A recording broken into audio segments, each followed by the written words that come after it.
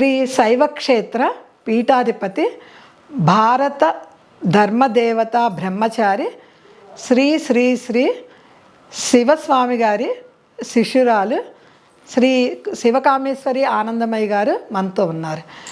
శివకామేశ్వరి ఆనందమయ్య గారు నమస్కారం అండి. నమస్తే అండి శ్రీలక్ష్మి గారు. బుధవారం గురించి చెప్పండి. బుధవారానికి బుధగ్రహం అధిపతి. ఈ బుధగ్రహము బుధగ్రహానికి ప్రత్యేక దేవత విష్ణుమూర్తి. అసలు ఆయన అలంకారం చూస్తేనే మన మనస్సు ఎలా ఉంటుందండి? అలంకార ప్రియుడు కదండి. అసలు ఆ వెంకటేశ్వర స్వామిని అలా చూస్తూ ఉన్నాం అనుకోండి, ఎలా ఉంటుంది ఆయన్ని అలా.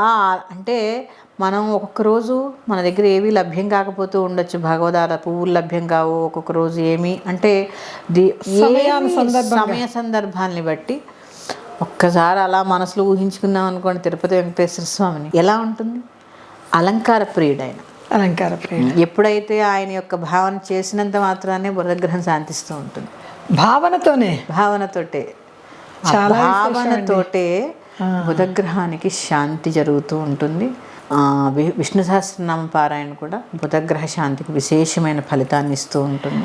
బుధవారము గణపతికి కూడా ఆరాధన చేయాలంటారు కదండి. కానీ అధిదేవత ప్రత్యక్ష దేవతలను ఉంటూ ఉంటారు. అధిదేవత ఈ బుధగ్రహానికి ప్రత్యక్ష దేవత వచ్చేసి మనకి విష్ణుమూర్తి.